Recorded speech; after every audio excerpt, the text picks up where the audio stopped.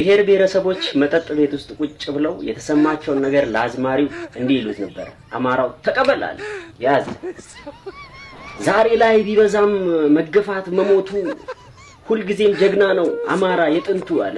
ተቀበል አዝማሪያው ጎራጎረ ተጨበጨበ።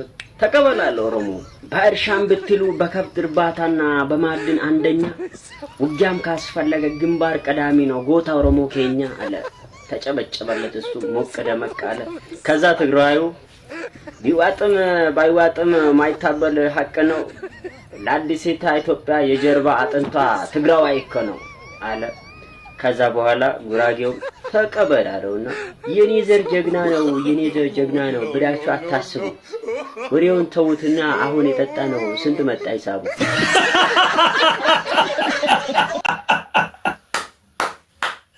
ዋናው ሂሳቡ ነው። ዋናው እኮ እዚህ ነው። ምን ያደርጋል ወይ